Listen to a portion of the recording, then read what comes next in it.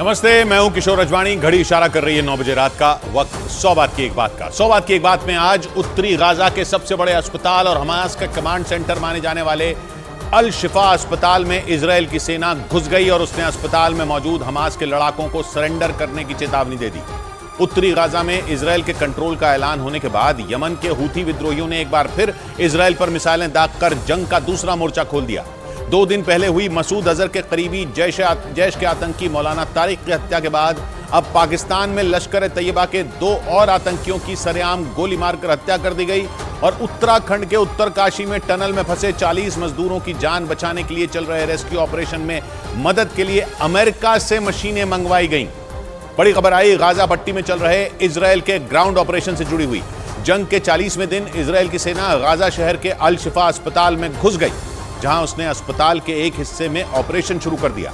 Israel की सेना ने दावा किया कि अल शिफा अस्पताल के ठीक नीचे हमास का कमांड सेंटर है, जिसे तबाह करने के लिए वो अल शिफा अस्पताल में घुसी है। अल शिफा अस्पताल गाजा का सबसे बड़ा अस्पताल है और फिलिस्तीन की सरकार का कहना है कि वहां 2000 से ज्यादा आम लोग मौजूद हैं, जिनमें सैकड़ों बच्चे शामिल हैं। लेकिन इजराइल का पूरा फोकस हमास के कमांड सेंटर को तबाह करने पर है और इसीलिए उसकी सेना ने अल शिफा अस्पताल को टारगेट किया, क्योंकि इजराइल का कहना है कि अस्पताल के ठीक नीचे हमास का कमांड सेंटर है और इसीलिए उसकी सेना ने वहां सैन्य ऑपरेशन शुरू कर दिया और जंग के 40वें दिन अल शिफा अस्पताल के अंदर घुस गई, जहां उसने एक खास हिस्से में चुनी हुई जगहों को एक के बाद एक उड़ाना शुरू कर दिया। इजराइल की सेना ने अल शिफा अस्पताल में उसके ग्राउंड ऑपरेशन का वीडियो भी जारी किया, जिसमें गाजा के सबसे बड़े अस्पताल में धुआंधार जंग होती नजर आई, क्योंकि इजराइल की सेना ने पहले ही टारगेट चुन रखे थे और अल शिफा अस्पताल में घुसते ही उसने उन्हें निशाना बनाना शुरू किया। न्यूज एजेंसी रॉयटर्स ने जानकारी दी कि इजराइल की सेना अस्पताल के पश्चिमी हिस्से में मौजूद है, जहां उसने एक के बाद एक कई धमाके किए। एक दिन पहले इजराइल की सेना ने जानकारी दी थी कि वो अल शिफा अस्पताल के गेट पर खड़ी है और हमास के लड़ाकों को उसके आगे आत्मसमर्पण कर देना चाहिए, लेकिन ऐसा नहीं हुआ। इसके बाद इजराइल की सेना अगले ही दिन अल शिफा अस्पताल में घुस गई, जहां उसने भयंकर जंग छेड़ दी। इजराइल की सेना ने इस सैन्य ऑपरेशन को शुरू करते ही बयान भी जारी कर दिया, जिसमें बताया गया कि अल शिफा अस्पताल के खास इलाके में हमास के खिलाफ अभियान चलाया जा रहा है और इजराइल के सैनिक हमास के लड़ाकों को खत्म कर रहे हैं। अल शिफा अस्पताल में चल रहे इजराइल के ऑपरेशन के वीडियो में वो हमास के लड़ाकों पर फायरिंग करते नजर भी आए। अल शिफा अस्पताल में इजराइल की सेना अस्पताल के जिस इलाके में मौजूद थी, वहां उसने फूंक फूंक कर कदम रखे, क्योंकि हमास के लड़ाके गुरिल्ला वॉर में माहिर हैं, जिनसे लड़ने के लिए इजराइल की सेना भी तैयार दिखी और अस्पताल के अंदर हमास के लड़ाकों से उन्हीं के अंदाज में 2-2 हाथ करती नजर आई। इजराइल की सेना ने गाजा में अपने सबसे बड़े ग्राउंड ऑपरेशन से जुड़ी जानकारी भी साझा की और बयान जारी किया कि इजराइल की सेना ने यह ऑपरेशन हमास को हराने और बंधकों को छुड़ाने के लिए चलाया, जिसमें इस बात का ख्याल रखा गया कि अस्पताल में मौजूद आम लोगों को चोट ना पहुंचे, क्योंकि उसकी जंग हमास से है, गाजा के आम लोगों से नहीं। जिसके लिए इजराइल की सेना ने अल शिफा अस्पताल के अंदर ऐसे सैनिक भेजे जो दवाओं और अरबी भाषा के बारे में जानते हैं, जिससे इजराइल के सैनिक जंग के दौरान आम लोगों की मदद कर सकें। क्योंकि इजराइल का दावा है कि हमास के लड़ाकों ने अस्पताल में मौजूद लोगों को ह्यूमन शील्ड की तरह इस्तेमाल किया और अल शिफा अस्पताल में चल रही भयंकर जंग के दौरान भी वो ऐसा कर सकते हैं, जिसकी वजह से इजराइल की सेना ने सावधानी बरती और ऐसे सैनिक अस्पताल के अंदर भेजे जो आम लोगों की मदद कर सकें, क्योंकि इजराइल के ये सैनिक अरबी भाषा में बातचीत कर सकते हैं, जिसकी वजह से उन्हें अस्पताल के अंदर आम लोगों की मदद करने में आसानी हो सकती है। क्योंकि फिलिस्तीन की सरकार का कहना है कि अल शिफा अस्पताल के अंदर 2000 से ज्यादा लोग मौजूद हैं, जिनमें सैकड़ों बच्चे भी शामिल हैं, जिनकी वजह से हमास और फिलिस्तीन की सरकार ने इजराइल के अल शिफा अस्पताल में किए गए सैन्य ऑपरेशन को गलत ठहराना शुरू कर दिया। हमास तो पहले ही अस्पतालों पर इजराइल के हमलों पर सवाल उठा रहा है और अल शिफा तो गाजा का सबसे बड़ा अस्पताल है, या यूं कहें कि वो गाजा की लाइफलाइन है। लेकिन गाजा की वही लाइफलाइन इजराइल के हमलों की वजह से खतरे में पड़ गई। हमास तो अल शिफा अस्पताल में इजराइल की सेना के घुसते ही तिलमिला उठा। मुस्तशफा अल शिफा कअन्नहु इंजाज मुराहका सियासिया। हमास ने दावा किया कि इजराइल के हमलों की वजह से गाजा के 35 में 25 अस्पताल बर्बाद हो चुके हैं और फिलहाल वहां केवल 10 अस्पतालों में काम हो पा रहा है, वो भी जैसे तैसे। अल शिफा अस्पताल की हालत तो इतनी खराब है कि वो अंधेरे में डूब चुका है, जहां डॉक्टरों को काम चलाऊ रोशनी से लोगों का इलाज करना पड़ रहा है। उधर ब्रेकिंग न्यूज है अल शिफा अस्पताल में इजराइल के ऑपरेशन पर। अल शिफा अस्पताल में हथियार मिलने के इजराइल की फौज के दावों को हमास ने बेबुनियाद बताया है। हमास ने इजराइल की फौज के दावों को झूठा बताया है। अल शिफा अस्पताल में इजराइल की फौज बड़ा ऑपरेशन छेड़ चुकी है और थोड़ी देर पहले इस ऑपरेशन पर इजराइल की फौज ने कुछ अहम जानकारियां दी थी। इजराइल की फौज ने दावा किया था कि अस्पताल में चल रहे ऑपरेशन के दौरान हमास के लड़ाकों के हथियारों का जखीरा मिला है। जावेद हमारे साथ जुड़ रहे हैं लेबनान बॉर्डर से। जावेद, ये हमास ने तो उल्टा कह दिया है कि गलत है ये जानकारी। जी किशोर, देखिए, हमास ने इजराइल की सेना के उस दावे को झूठा बताया है जिसमें इजराइल ये दावा कर रहा था कि अल शिफा अस्पताल के अंदर हथियार मिले हैं।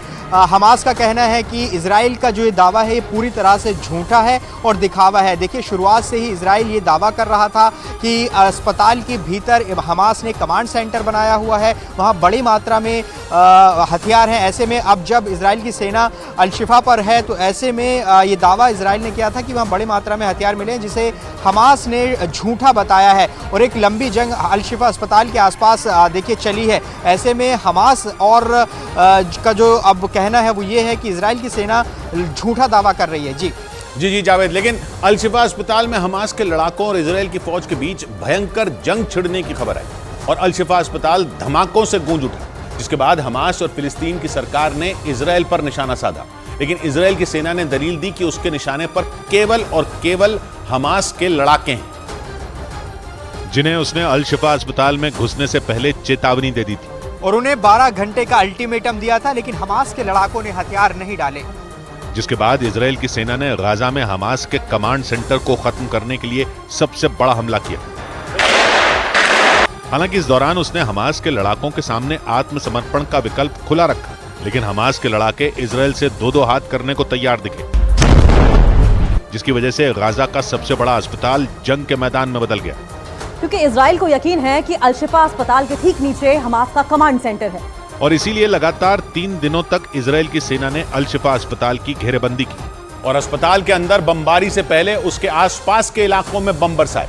इजराइल ने इन हमलों में हमास के 12 से ज्यादा लड़ाकों को मारने का दावा किया, जिसके बाद उसने हमास के लड़ाकों को अल्टीमेटम दे दिया और जब वो नहीं माने तो इजराइल की सेना ने अल शिफा अस्पताल में घुसकर हमास के लड़ाकों को मारना शुरू कर दिया और दलील दी कि उसने पिछले 1 हफ्ते में बार बार हमास को चेतावनी दी कि वो अस्पताल खाली कर दे, क्योंकि अगर उसने ऐसा नहीं किया तो वो अस्पताल पर हमला करने के लिए मजबूर हो जाएगा, क्योंकि वो हमास को सरेंडर करने के लिए पर्याप्त समय दे चुका है। लेकिन हमास ने उसकी बात नहीं मानी, उल्टा उसके लड़ाके अस्पताल के अंदर से इजराइल पर हमला करने लगे, जिससे माहौल बिगड़ गया। क्योंकि हमास के आतंकियों के पलटवार से अल शिफा अस्पताल का माहौल और भी बिगड़ गया और वहां मौजूद आम लोगों की जान खतरे में पड़ गई। हालात इतने खराब हो गए कि दुधमुहे बच्चों की जान बचाना मुश्किल हो गया। अल शिफा अस्पताल के डॉक्टरों ने दावा किया कि 24 घंटे पहले अस्पताल में 39 नवजात बच्चे थे, जिनकी संख्या 24 घंटे बाद 36 रह गई और आशंका है कि नवजातों की मौत का आंकड़ा अभी बढ़ सकता है, क्योंकि बत्ती गुल होने के बाद अल शिफा अस्पताल में इंक्यूबेटर पर रखे बच्चों को नॉर्मल वार्ड में शिफ्ट कर दिया गया, जहां उनकी जिंदगी पर संकट मंडराने लगा। और सबसे डरा देने वाली खबर तो तब आई जब अल शिफा अस्पताल में समय से पहले 4 ऐसे बच्चों का जन्म हुआ जिनकी मां की मौत हो चुकी थी। अल शिफा अस्पताल के एक डॉक्टर ने दावा किया कि बच्चों की मां की मौत के बाद सी सेक्शन से उनकी जान बचाई गई। आसान शब्दों में कहें तो मां के शव का ऑपरेशन करके बच्चों की जिंदगी बचाई गई। लेकिन बिजली न होने की वजह से अब भी उनकी जान बचाना मुश्किल हो रहा है, क्योंकि इजराइल की सेना अल शिफा अस्पताल में घुस गई और अस्पताल के एक हिस्से में धुआंधार गोलीबारी शुरू हो गई। क्योंकि इजराइल के दावे के बाद अमेरिका ने भी दावा किया कि अल शिफा अस्पताल के नीचे हमास का कमांड सेंटर है। अमेरिका के खुफिया विभाग ने दावा किया कि हमास ने अल शिफा अस्पताल के नीचे अपना कमांड सेंटर बना रखा है, जिसमें उसने बंधकों को छुपा कर रखा है। यानी एक दिन पहले जो अमेरिका इजराइल को अल शिफा अस्पताल पर संभलकर हमला करने की सलाह दे रहा था, अगले दिन उसी अमेरिका ने हमास के कमांड सेंटर के मामले में इजराइल की हां में हां मिला दी। और अमेरिका के खुफिया विभाग ने दावा किया है कि अल शिफा अस्पताल के नीचे हमास का कमांड सेंटर है। यही नहीं, अमेरिका के खुफिया विभाग ने दावा किया कि अल शिफा अस्पताल के नीचे लंबी सुरंगें हैं, जिनमें हमास ही नहीं बल्कि PIJ यानी पैलेस्टीनियन इस्लामिक जिहाद के लड़ाके भी छिपे हैं। Hamas and PIJ members operate a command and control node from Al Shifa Hospital in Gaza City. यानी जैसे ही इजराइल की सेना ने अल शिफा अस्पताल में एंट्री की, अमेरिका उसके साथ खड़ा नजर आया और उसने इस बात पर मोहर लगा दी कि अल शिफा अस्पताल के नीचे हमास का कमांड सेंटर है। जिसे खत्म करने के लिए इजराइल की सेना ने गाजा में सबसे बड़ा सैन्य अभियान चलाया। उसने दो टूक बोल दिया कि अगर हमास के लड़ाकों ने सरेंडर नहीं किया तो वो मारे जाएंगे, जिसका मतलब यह हुआ कि इजराइल ने हमास के अंत की उल्टी गिनती शुरू कर दी, क्योंकि नेतन्याहू ने एक दिन पहले ही ऐलान किया था कि वो हमास के अंत तक जंग जारी रखेंगे। זה לא מן השפה אל החוץ, זה נעלה בחוצה וגם מהשכל החוצה. אם אנחנו לא גומרים אותם, यानी इजराइल किसी भी दबाव में नजर नहीं आया। उसने पहले हमास को सरेंडर का विकल्प दिया और 12 घंटे तक अल शिफा अस्पताल के गेट पर इंतजार किया और फिर अल शिफा अस्पताल में जंग शुरू कर दी,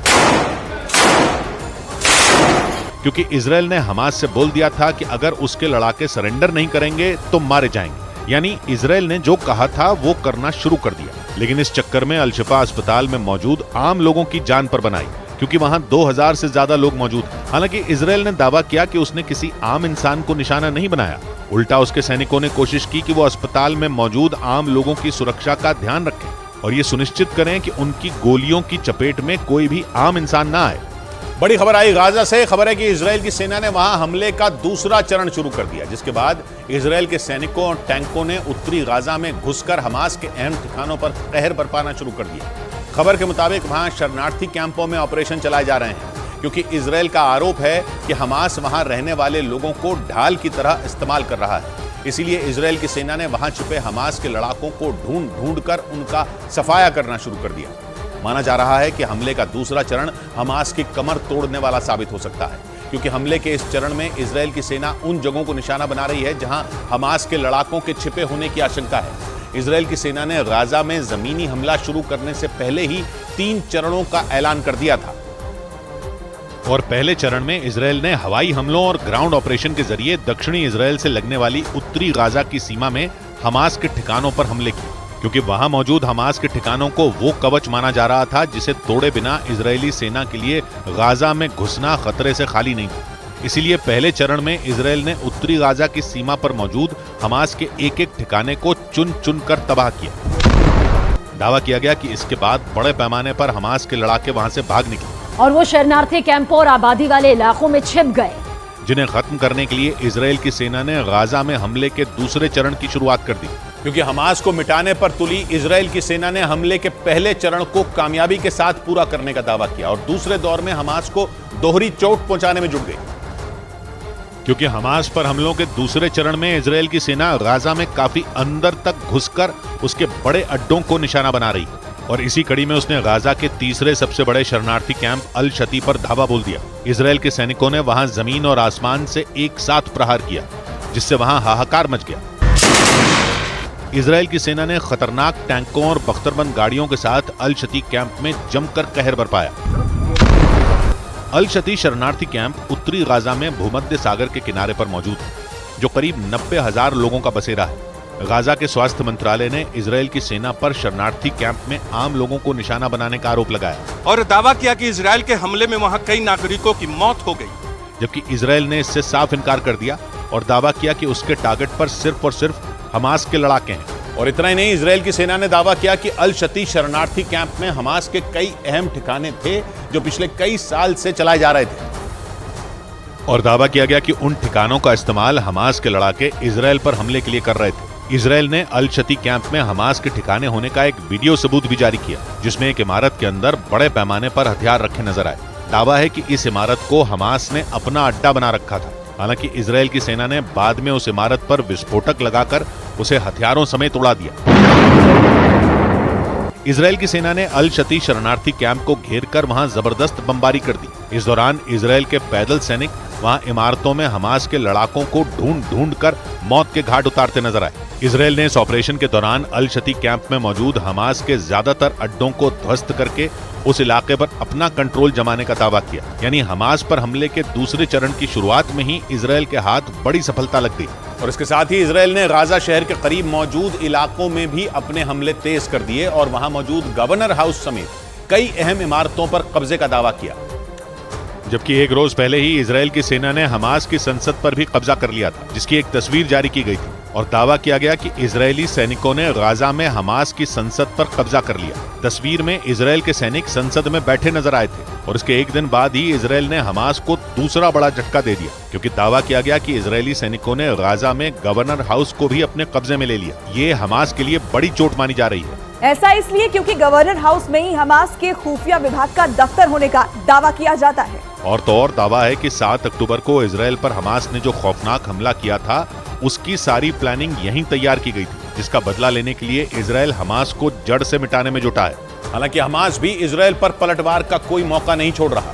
हमास के लड़ाकों ने एक बार फिर दक्षिणी इजरायल के इलाकों में रॉकेट बरसा दिए, जिसकी वजह से वहां कई मकानों को भारी नुकसान पहुंचा। दक्षिणी इजरायल का किबुत्ज किसुफिम 7 अक्टूबर से ही हमास के निशाने पर रहा है। जंग के पहले दिन हमास के लड़ाकों ने वहां 14 लोगों की हत्या कर दी थी। करीब 400 की आबादी वाला किबुत्ज किसुफिम पूर्वी गाजा की सीमा के बेहद करीब है। दावा किया गया कि गाजा से रॉकेट दागे जाने के बाद वहां लोगों के पास छिपने के लिए सिर्फ 3 सेकंड होते हैं, इसलिए हमास के लड़ाके इस इलाके को आसानी से निशाना बना पाते हैं, जिसकी वजह से वहां रहने वाले लोगों पर हर वक्त मौत मंडराती रहती है। हमास के हमलों में इस गांव के कई घर तहस नहस हो चुके हैं। खिड़कियों के हाल देख सकते, दरिंचियों के हाल देख सकते किस तरह से जल के उखड़ गए हैं।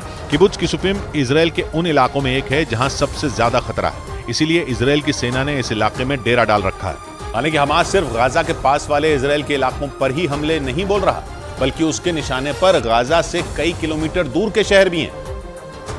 और इसी कड़ी में हमास के लड़ाकों ने इजरायल के तेल अवीव को रॉकेट हमलों से दहला दिया, जिसकी वजह से वहां दहशत फैल गई। लोग जान बचाने के लिए इधर उधर भागते नजर आए। जिस मकान पर रॉकेट गिरा उसकी दीवारें मलबे में तब्दील हो गई। इजरायल की मीडिया के मुताबिक इस हमले में एक महिला समेत 2 लोग बुरी तरह घायल हो गए, जिन्हें बाद में इलाज के लिए अस्पताल में भर्ती करवा दिया गया। गाजा से करीब 70 किलोमीटर दूर मौजूद इजरायल का तेल अवीव शहर जंग के पहले दिन से हमास के निशाने पर रहा है। 7 अक्टूबर को हुए खौफनाक हमले के दौरान यहाँ 150 से ज्यादा रॉकेट दागे गए थे, जिसके बाद से ही इजरायल की सेना गाजा में हमास के ठिकानों को मिट्टी में मिलाने में जुटी है। बड़ी खबर आई हिजबुल्लाह से जुड़ी। खबर है कि नेतन्याहू ने अपनी सेना को हिजबुल्लाह के खात्मे के लिए तैयार रहने का आदेश दे दिया। इजरायल के मीडिया के मुताबिक नेतन्याहू ने इस बात के संकेत दिए कि जल्द ही हिजबुल्लाह पर भीषण हमले किए जाएंगे। लेबनान का चरमपंथी संगठन हिजबुल्लाह हमास जंग के बीच लगातार इजरायल के लिए मुश्किलें खड़ी कर रहा है। वो इजरायल पर खतरनाक मिसाइलें दाग रहा है, जिसकी वजह से इजरायल को नुकसान भी उठाना पड़ रहा है। और कहा जा रहा है कि इसीलिए अब नेतन्याहू का सब्र भी जवाब दे गया और उन्होंने हमास के बाद हिजबुल्लाह के अंत की तैयारी कर ली। हालांकि अब तक हमास जंग के बीच इजरायल एक और मोर्चे पर जंग लड़ने से बच रहा था, लेकिन जब पानी सिर के ऊपर से गुजर गया तो नेतन्याहू ने भी हिजबुल्लाह की बर्बादी की कहानी लिख डाली। इजरायल के मीडिया के मुताबिक नेतन्याहू ने हिजबुल्लाह को मिटाने के संकेत देते हुए सेना को तैयार रहने के लिए कह दिया। हालांकि हमास से जारी जंग में हिजबुल्लाह को लेकर इजरायल फूंक फूंक कर कदम आगे बढ़ा रहा है और इजरायल ने हिजबुल्लाह के हमलों के बाद ही उस पर पलटवार किया। लेकिन खबर है कि इसी बात का फायदा उठाकर हिजबुल्लाह इजरायल को दहलाना चाहता है, क्योंकि उसे ये बात अच्छे तरीके से पता है कि इजरायल की फौज अभी हमास से लोहा ले रही है। ऐसे में वो उस पर जोरदार हमले नहीं कर पाएगी। लेकिन नेतन्याहू ने उसकी ये गलतफहमी अपने एक बयान से दूर कर दी। खबर के मुताबिक नेतन्याहू ने साफ कह दिया कि हिजबुल्लाह के फन को कुचलने की तैयारी इजरायल कर रहा है, जिसका मतलब यह कि हिजबुल्लाह इजरायल की खामोशी को उसकी कमजोरी समझने की गलती ना करे। माना जा रहा है कि हिजबुल्लाह पर इजरायल ने अब तक इसलिए ताकतवर हमले नहीं किए हैं क्योंकि वो उसे मिटाने के लिए बड़ा प्लान बना रहा है। और नेतन्याहू के इशारे के बाद उस प्लान का पर्दाफाश भी हो गया। हमास पर इजरायल भीषण हमले कर उसका नामो निशान मिटाने की कोशिश कर रहा है। ऐसे में अगर उसने हिजबुल्लाह से भी जंग छेड़ दी तो उसे 2 मोर्चों पर एक साथ लड़ना पड़ेगा। और हिजबुल्लाह भी अकेला नहीं है, उसके साथ इजरायल का कट्टर दुश्मन ईरान खड़ा है। मतलब ये कि अगर इजराइल ने हिजबुल्लाह से जंग शुरू की तो ईरान भी उसमें कूद सकता है। और अगर ऐसा हो गया तो इजरायल को 3 मोर्चों पर लड़ाई लड़नी होगी। माना जा रहा है कि इसीलिए इजरायल खामोशी से हिजबुल्लाह के खिलाफ बड़ी तैयारी में जुटा है, ताकि जब उस पर हमले किए जाएं तो ईरान भी उसे बचा ना पाए और हमेशा हमेशा के लिए हिजबुल्लाह का खात्मा किया जा सके। इसीलिए नेतन्याहू ने भी कह दिया कि हमास की बर्बादी के बाद हिजबुल्लाह से हर एक जख्म का हिसाब बराबर किया जाएगा। लेकिन नेतन्याहू का गुस्सा इसलिए भी भड़का है क्योंकि उत्तरी इजरायल की सीमा पर हिजबुल्लाह लगातार बड़ी चुनौती बनता जा रहा है। लेबनान में बनाए अपने ठिकानों से उसने इजरायल पर कई हमले किए हैं, जिसकी वजह से इजरायल के कई लोगों की मौत हो चुकी है। हिजबुल्लाह हर बीतते दिन के साथ इजरायल को जख्म पर जख्म दे रहा है। गाजा में इजरायल के हमले शुरू होने के बाद लेबनान की सीमा से हिजबुल्लाह ने इजरायल पर ताबड़तोड़ रॉकेट और मिसाइलें दागी, जिनकी चपेट में आने से इजरायल के 7 सैनिकों की जान जा चुकी है, जबकि 10 लोग उसके हमलों की चपेट में आने से घायल भी हुए हैं। हालांकि इजराइल ने भी हिजबुल्लाह पर पलटवार किया है, लेकिन इसके बावजूद उत्तरी इजराइल यानी लेबनान की सीमा से हिजबुल्लाह की तरफ से हमले कम नहीं हुए। उसने इजराइल की सेना को निशाने पर लेकर उसे तगड़ी चोट पहुंचाने की कोशिश की है। और इतना ही नहीं, पहले जहां हिजबुल्लाह रॉकेट से इजराइल पर निशाना साध रहा था, वहीं अब उसने मिसाइल और दूसरे खतरनाक हथियारों का भी इस्तेमाल तेज कर दिया। मतलब हिजबुल्लाह ने इजराइल से जंग छेड़ने का पूरा मन बना लिया, क्योंकि उसे यह बात अच्छे तरीके से पता है कि अगर उसने इजराइल पर घातक हथियारों से वार किया तो वो भी चुप नहीं बैठेगा। लेकिन इजराइल की सेना हिजबुल्लाह पर हमले करने में जहां नरमी बरत रही है, वहीं हिजबुल्लाह पूरी ताकत से हमले कर रहा है। हालांकि हिजबुल्लाह ने इजराइल पर अपनी खतरनाक मिसाइलों का भी दम दिखाना शुरू कर दिया है। इतना ही नहीं, खबर के मुताबिक हिजबुल्लाह इजराइल पर हमले के लिए टोही ड्रोन की मदद ले रहा है और पहले वो इजराइल के सैनिकों की सटीक लोकेशन का पता लगाता है और फिर उन पर मिसाइलें बरसा देता है। कुछ दिनों पहले ही ऐसी खबरें सामने आई थी कि हिजबुल्लाह को रूस ने अपनी खतरनाक मिसाइलें भेजी ताकि ईरान के दुश्मन इजराइल को घुटनों पर लाया जा सके। ऐसे में जब हिजबुल्लाह के प्रमुख हसन नसरल्लाह ने यह दावा किया कि इजराइल पर घातक मिसाइलों से भी हमले तेज कर दिए गए, तो रूस पर भी उंगली उठने लगी, क्योंकि हिजबुल्लाह ने इजराइल पर अपने हमले पहले से ज्यादा तेज कर दिए। माना जा रहा है कि इसीलिए इजराइल ने हिजबुल्लाह से निपटने के लिए एक बार में ही उसे मिटाने की रणनीति बनाई। क्योंकि अगर हमास से जारी जंग में इजराइल ने हिजबुल्लाह पर हमले किए तो हो सकता है उसको भी नुकसान उठाना पड़े। अभी इजराइल की सेना गाजा में हमास के ठिकानों को ध्वस्त करने में जुटी है। ऐसे में अगर इजराइल ने हिजबुल्लाह पर हमले किए तो वो उसे गंभीर चोट शायद ही पहुंचा पाए। खबर के मुताबिक इसीलिए इजराइल हिजबुल्लाह को एक बार में ही खत्म करने की रणनीति पर काम कर रहा है। मतलब पहले वो हमास का खात्मा करेगा और उसके बाद हिजबुल्लाह पर जोरदार हमले करके उसे बर्बाद कर देगा। हालांकि खबर है कि नेतन्याहू से इशारा मिलने के बाद इजराइल के सैनिकों ने लेबनान में हिजबुल्लाह के ठिकानों पर जोरदार हमले किए और उसके कई ठिकाने ध्वस्त कर दिए। यानी हिजबुल्लाह पर बड़ी चोट से पहले इजराइल ने उसे आगे होने वाली लड़ाई का ट्रेलर दिखा दिया। हालांकि इसके बाद भी इजराइल हिजबुल्लाह के मामले में फूंक फूंक कर कदम रख रहा है, क्योंकि हिजबुल्लाह के पीछे सीधे सीधे ईरान की ताकत मानी जाती है। ईरान के हथियारों के दम पर ही हिजबुल्लाह अमेरिका की सेना तक को चुनौती देने से नहीं रुकता। मतलब यह कि हिजबुल्लाह के साथ जंग सीधे ईरान के साथ जंग की तरह हो सकती है। और हमास के साथ लड़ रहा इजराइल ये बिल्कुल नहीं चाहेगा कि उसे ईरान के साथ युद्ध का मोर्चा खोलना पड़े। हालांकि दोनों के बीच पिछले कई साल से जंग जैसा माहौल ही रहा है। इजराइल अमेरिका का साथ लेकर ईरान को हमेशा धमकाता रहा है। ईरान पर परमाणु बम बनाने का आरोप लगाकर इजराइल ने उसे पूरी दुनिया के सामने विलेन बनाने की भी कोशिश की। माना जा रहा है कि इसी वजह से ईरान ने चरमपंथी संगठन हिजबुल्लाह को इजराइल के सामने खड़ा कर दिया है, जो इजराइल की उत्तरी सीमा पर पिछले कई साल से इजराइल का सिरदर्द बना हुआ है। लेबनान में बैठकर वो इजराइल पर हमले करता रहता है और ईरान से उसे हर तरह की मदद भी मिलती है। माना जा रहा है कि इसी वजह से इजराइल ने हमास के बाद हिजबुल्लाह के सफाए की बात कही, ताकि ईरान भी जंग में उतरे तो इजराइल की सेना उससे निपट सके। बड़ी खबर है इजराइल पर यमन के हूथी विद्रोहियों के हमले से जुड़ी। उत्तरी गाजा पर इजराइल की पूरी तरह कंट्रोल करने के दावे के बाद यमन में बैठे हूथी विद्रोही बुरी तरह बौखला गए। करीब 2000 किलोमीटर दूर बैठे हूथी विद्रोहियों ने इजराइल के खिलाफ जंग का मोर्चा खोल दिया। दावा किया कि उन्होंने दक्षिणी इजराइल को निशाना बनाकर एक साथ कई बैलिस्टिक मिसाइलें दाग दी। इसके अलावा हूथी विद्रोहियों ने इजराइल को खुली धमकी दे दी कि अगर गाजा में उसके हमले नहीं रुके तो लाल सागर में मिसाइलों की बारिश करके इजराइल के जहाजों को डुबो देंगे। जिसका मतलब यह कि हमास के समर्थन में हूथी विद्रोही अब इजराइल से सीधी टक्कर लेने की तैयारी में है और इसका ट्रेलर भी हूथी विद्रोहियों ने दिखाना शुरू कर दिया। इजराइल और हमास के बीच एक महीने से ज्यादा वक्त से छिड़ी जंग के दौरान हूथी लड़ाकों ने छठी बार इजराइल पर मिसाइलों और ड्रोन से हमला करके अपनी मंशा साफ कर दी और ये जता दिया कि वो इजराइल के खिलाफ हमास की जंग में कंधे से कंधा मिलाकर लड़ेंगे। न्यूज एजेंसी रॉयटर्स के मुताबिक उत्तरी गाजा पर इजराइल के कंट्रोल के ऐलान के बाद हूथी विद्रोही बुरी तरह बौखलाए हुए हैं। इजराइल के खिलाफ नफरत की आग में जल रहे हूथी विद्रोहियों ने दो टूक कहा कि अगर गाजा पर इजराइल के हमले नहीं रुके तो उनका अगला निशाना लाल सागर में इजराइल के जहाजों पर होगा।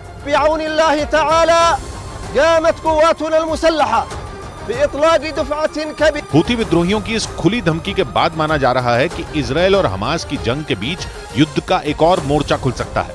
यानी लाल सागर इजराइल और हूथी विद्रोहियों के बीच जंग का नया मैदान बन सकता है, क्योंकि हूथी विद्रोहियों के बढ़ते हमलों को देखते हुए इजराइल ने उस इलाके में सुरक्षा बढ़ा दी और अपने जंगी जहाजों को वहां तैनात कर दिया था ताकि नौसेना के जरिए इजराइल की तरफ आने वाली मिसाइलों और ड्रोन को रोका जा सके। लेकिन हूथी विद्रोहियों ने लाल सागर में तैनात इजराइल के उन्हीं जहाजों को निशाना बनाने की खुली धमकी दे दी।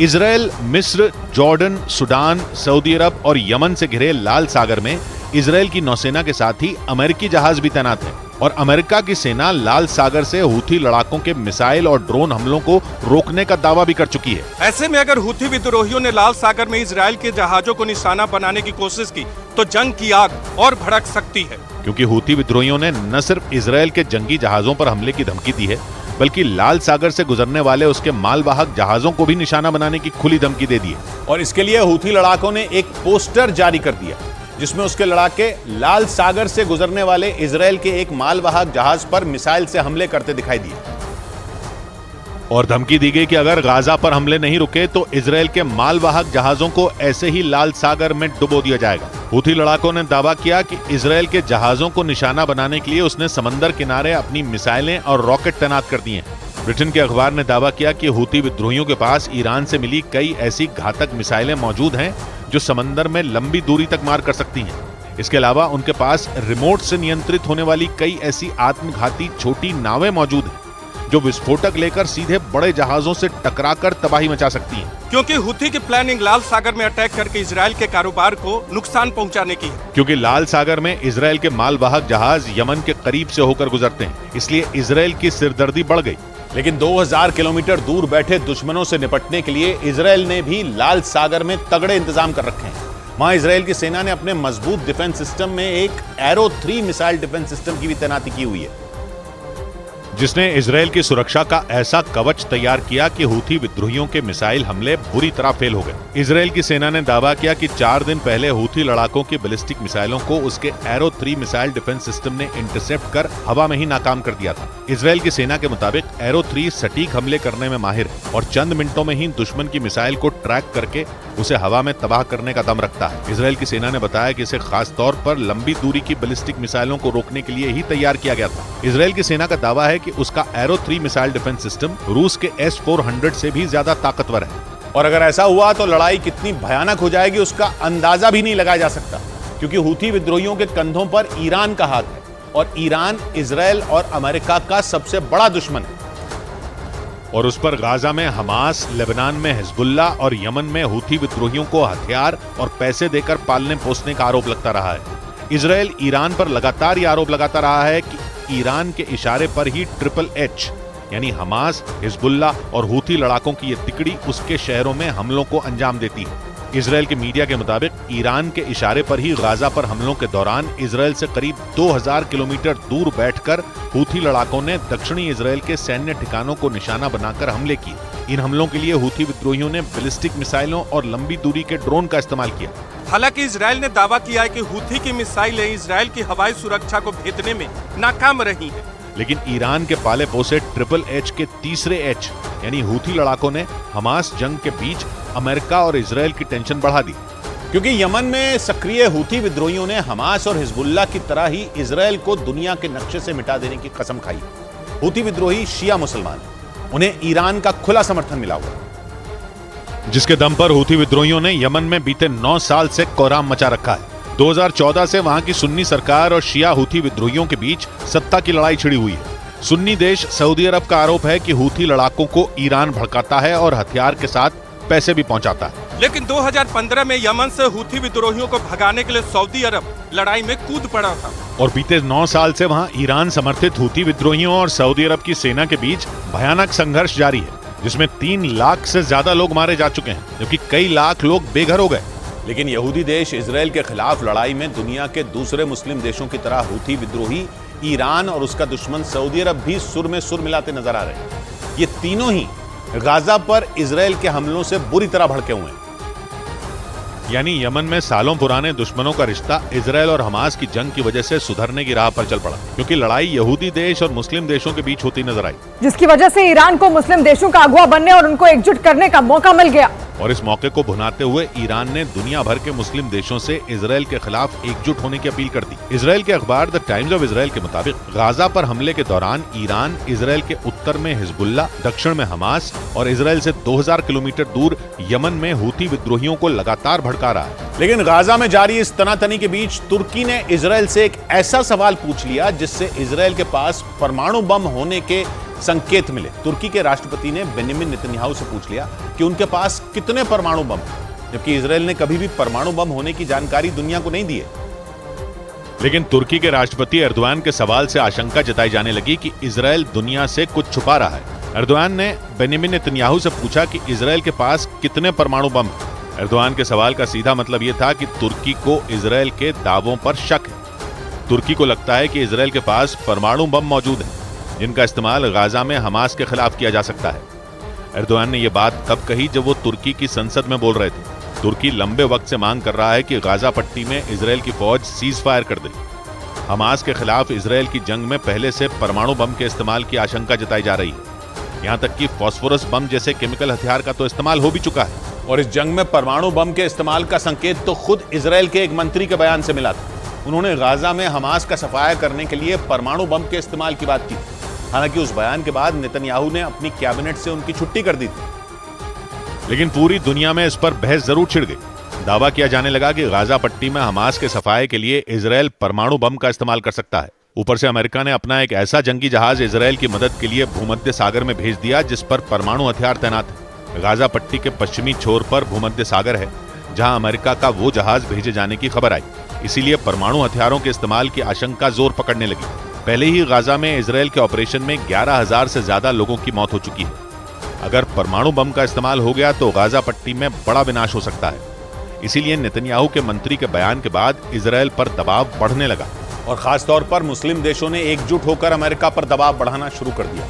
लेकिन अमेरिका के लिए सऊदी अरब और ईरान से ज्यादा मुश्किल काम तुर्की को संभालना है, क्योंकि नेटो का सदस्य और अमेरिका का पुराना सहयोगी होने के बावजूद तुर्की इस बार हमास के साथ खड़ा दिख रहा है। और इस बार तो उसने इजरायल के खिलाफ मोर्चा ही खोल दिया। तुर्की के राष्ट्रपति एर्दोआन तो खुलकर इजरायल के प्रधानमंत्री बेंयामिन नेतन्याहू पर गुस्सा निकाल रहे हैं। तुर्की की संसद में बोलते हुए एर्दोआन ने यह तक कह दिया कि नेतन्याहू की कुर्सी छिनने वाली है। नेटो में अमेरिका का सहयोगी होने के बावजूद तुर्की को यह कहने में संकोच नहीं कि हमास आतंकी संगठन नहीं है। तुर्की की कोशिश है कि दुनिया भर के मुस्लिम देशों को इजरायल के खिलाफ एकजुट किया जाए। मुस्लिम देशों की एकजुटता दिखाकर तुर्की लगातार अमेरिका पर दबाव बना रहा है। तुर्की मांग कर रहा है कि अमेरिका गाजा पट्टी में सीज फायर के लिए इजरायल को राजी करे। और सऊदी अरब के न्यूज चैनल अल अरबिया के मुताबिक उत्तरी गाजा में हमलों से भड़के तुर्की ने इजरायल को आतंकवादी देश बता दिया। इजरायल की सेना 7 अक्टूबर के बाद से ही गाजा में बारूद की बारिश कर रही है ताकि किसी भी सूरत में हमास को जड़ से मिटाया जा सके। लेकिन इजरायल जिस तरह से गाजा में हमले कर रहा है, उसे लेकर एक बार फिर तुर्की उस पर बुरी तरह भड़क गया। अल अरबिया के मुताबिक तुर्की के राष्ट्रपति रजब तैयब एर्दोआन ने हमास से हमदर्दी दिखाते हुए इजरायल को आतंकवादी देश बता दिया। एर्दोआन का यह बयान तब सामने आया जब इजरायल की सेना ने गाजा में अल शिफा अस्पताल को घेर रखा है। इजरायल लगातार यह दावा कर रहा है कि हमास के लड़ाके गाजा के अस्पतालों की आड़ लेकर छिप रहे हैं। यही वजह रही कि इजरायल के निशाने पर वहां के अस्पताल भी हैं। लेकिन इस बात से तुर्की के राष्ट्रपति का गुस्सा भड़क गया और उन्होंने एक बार फिर कह दिया कि हमास आतंकवादी संगठन नहीं बल्कि इजरायल आतंकवादी देश है। बड़ी खबर अमेरिका और ईरान के बीच बढ़े तनाव से जुड़ी हुई आई। सीरिया में ईरान के ठिकानों पर अमेरिका के हमले लगातार जारी हैं, लेकिन इस बीच उसकी सेना ने एक वीडियो जारी कर बड़े हवाई हमले का दावा कर दिया। बताया गया कि वहां ईरान की सेना IRGC और उसके चरमपंथी संगठन के ठिकानों को निशाना बनाया गया। दावा है कि सीरिया के मायादीन इलाके में चरमपंथी लड़ाकों के ट्रेनिंग कैंप को तबाह किया गया। इसके साथ ही अबू कमाल इलाके में हथियारों के गोदाम पर जबरदस्त बमबारी की गई, जिसमें ईरान की सेना को भारी नुकसान पहुंचा। और अमेरिका ने न सिर्फ इस हमले को अंजाम दिया बल्कि वहां के रक्षा विभाग पेंटागन ने ईरान के ठिकानों को तबाह करने के सबूत भी पेश कर दिए, जिसके लिए उसने भीषण बमबारी का एक वीडियो जारी किया, जिसमें अमेरिका के लड़ाकू विमान सीरिया में ईरान के ठिकानों पर बमों की बरसात करते नजर आए। बताया गया कि सीरिया और इराक में अपने ठिकानों पर हुए लगातार हमलों से अमेरिका भड़क गया, जिसके बाद उसने भी अपने दुश्मनों के अड्डों को तबाह करने का मन बना लिया और वहां रॉकेट दागने शुरू कर दिए। असल में हमास और इजरायल में छिड़ी जंग से ही अमेरिका और ईरान के बीच तनाव बढ़ा हुआ, क्योंकि हमास के विरोध में अमेरिका इजरायल के साथ खड़ा है। इसलिए ईरान के अलावा उसके साथी सीरिया और इराक जैसे देश अमेरिका पर भड़के हुए हैं। इतना ही नहीं, ईरान पर तो यह भी आरोप लगे कि उसने सीरिया में अमेरिका के मिलिट्री कैंप पर जोरदार हमले किए, जिसमें कई अमेरिकी सैनिकों की मौत हो गई। और माना जा रहा है कि उन्हीं हमलों के जवाब में अमेरिका भी बदला लेने पर उतर आया। इसलिए अमेरिका की सेना रुक रुक कर सीरिया और इराक में मौजूद ईरान के ठिकानों पर चुन चुन कर बम बरसा रही है। अमेरिका के मुताबिक उसकी सेना ने सीरिया के अबू कमाल और मायादीन इलाके को निशाने पर लिया और भीषण हवाई हमले कर ईरान की सेना की ब्रांच IRGC यानी इस्लामिक रिवॉल्यूशनरी गार्ड कोर के एक ठिकाने को तबाह कर दिया गया। अमेरिका के रक्षा विभाग पेंटागन के मुताबिक सीरिया के मयादीन इलाके में IRGC का मुख्यालय था, जिसे उसकी सेना ने निशाना बनाया। दावा किया गया कि वहां ईरान के चरमपंथी संगठन के लड़ाकों को ट्रेनिंग दी जाती थी, जबकि दूसरी एयर स्ट्राइक सीरिया के अबू कमाल इलाके में की गई। दावा है कि वहां बड़े पैमाने पर हथियारों का जखीरा रखा था, जिसे अमेरिकी सेना ने लड़ाकू विमानों से बम गिराकर मलबे के ढेर में तब्दील कर दिया। अमेरिका ने दावा किया कि हमलों के दौरान वहां IRGC के सैनिक भी मौजूद थे। हालांकि किसी के मारे जाने की पुष्टि नहीं की गई। लेकिन अमेरिका के रक्षा मंत्री लॉयड ऑस्टिन के मुताबिक सीरिया के अबू कमाल और मयादीन इलाके में एक या दो नहीं बल्कि कई ऐसे ठिकाने हैं जिनका इस्तेमाल ईरान की सेना और उसके चरमपंथी संगठन हथियारों को रखने के लिए करते हैं, जिन्हें किसी भी कीमत पर अमेरिका की सेना मिटा देना चाहती है, क्योंकि दावा है कि सीरिया के अबू कमाल और मयादीन जैसे इलाकों को ईरान ने अपना ठिकाना बना रखा है और वहीं से उसकी सेना की ब्रांच IRGC यानी इस्लामिक रिवॉल्यूशनरी गार्ड कोर चरमपंथी लड़ाकों की मदद करती है, ताकि ईरान के चरमपंथी संगठन के लड़ाके अमेरिका के सैनिकों को निशाना बना सकें। इसीलिए तो अमेरिका 17 अक्टूबर से लगातार सीरिया और इराक में ईरान के ठिकानों को नेस्तनाबूद करने में जुटा है, क्योंकि इजरायल और हमास में छिड़ी जंग के बाद 17 अक्टूबर को अमेरिकी सैनिकों पर ईरान के चरमपंथी संगठन के लड़ाकों ने हमले कर दिए थे, जिससे अमेरिका भड़क गया और हमलों के खिलाफ अमेरिका ईरान से बदला लेने में जुट गया।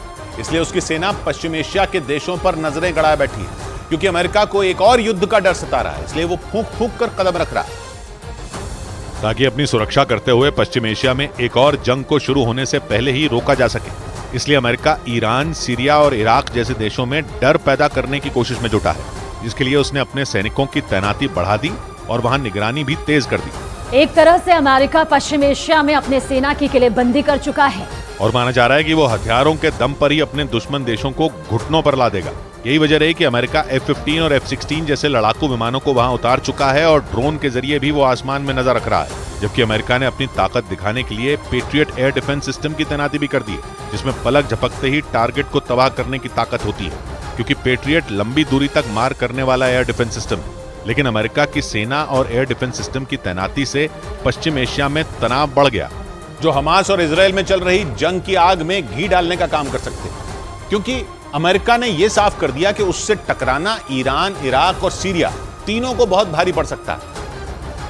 इसलिए पश्चिम एशिया में दूसरी जंग शुरू होने की आशंका जताई जा रही है, क्योंकि 7 अक्टूबर को इजरायल और हमास की जंग छिड़ने के 10 दिन बाद ही इराक और सीरिया में अमेरिका की सेना पर हमले शुरू हो गए थे और तब से ही अमेरिका अपनी सुरक्षा के लिए ईरान के चरमपंथी संगठन के ठिकानों को तबाह कर रहा है। लेकिन माना जा रहा है कि अमेरिका की बदले की कार्रवाई इतनी जल्दी खत्म नहीं होने वाली, क्योंकि पश्चिम एशिया में अमेरिका की सख्त निगरानी भी नाकाम साबित हो रही है और ईरान भी चुप नहीं बैठा है। अमेरिका के हमलों के बाद तो सीरिया और इराक में उसके सैनिकों पर हमले और बढ़ गए और वहां रोजाना ही अमेरिका के अड्डों पर कभी रॉकेट तो कभी ड्रोन से बम बरसाए जा रहे हैं। इतना ही नहीं, ईरान के चरमपंथी संगठनों के अलावा हिजबुल्ला भी युद्ध के नए मोर्चे खोलने की कोशिश में जुटा है। इसलिए वहां नई जंग शुरू होने का खतरा मंडरा रहा है। और पश्चिम एशिया में जारी भीषण हमलों के बीच अमेरिका ने सुपरसोनिक बॉमर की ताकत दिखा दी। ये माना जा रहा है कि अमेरिका की सेना ने ईरान, सीरिया और इराक को जवाब देने के लिए ही युद्ध अभ्यास किया और अमेरिका ने अपने दुश्मन देशों को कड़ी चेतावनी दे डाली। अमेरिका के मुताबिक एक हफ्ते में तीसरी बार उसकी सेना ने अपने खतरनाक सुपरसोनिक बॉमर से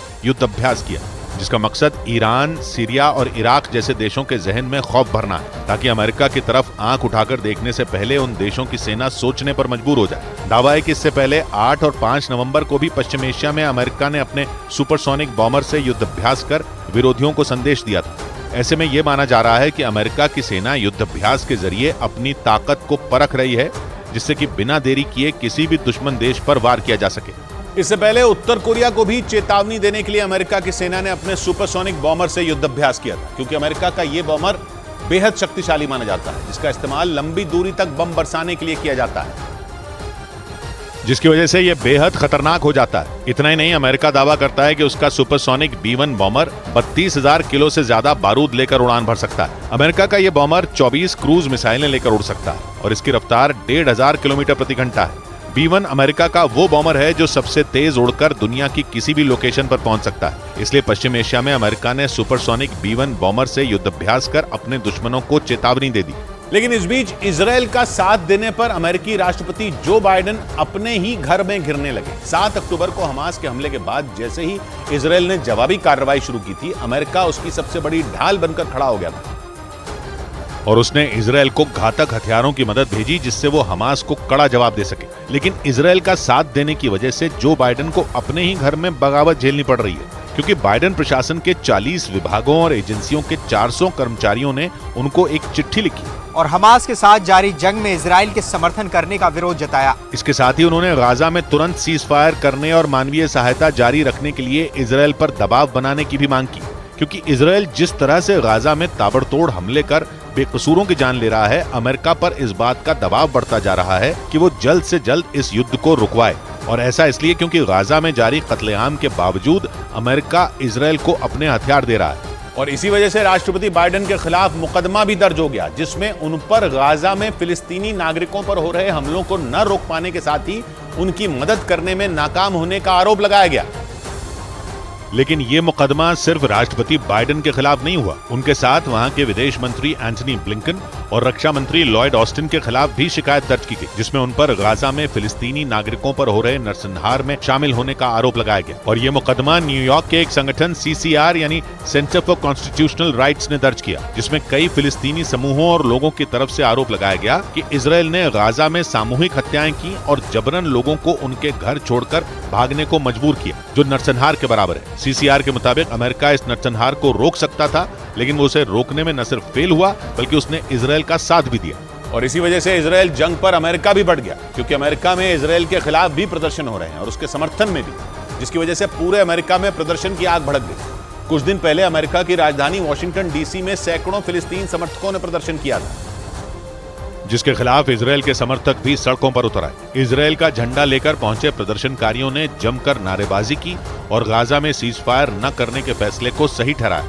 प्रदर्शनकारियों का कहना है कि हमास ने इजरायल में जो कत्लेआम मचाया उसके लिए उसे जरूर सजा मिलनी चाहिए और इसीलिए उन्होंने इजरायल की मदद करने के लिए अमेरिका की तारीफ भी की। लेकिन इससे कुछ दिन पहले ही सैकड़ों फिलिस्तीनी समर्थकों ने भी व्हाइट हाउस के बाहर प्रदर्शन किया था।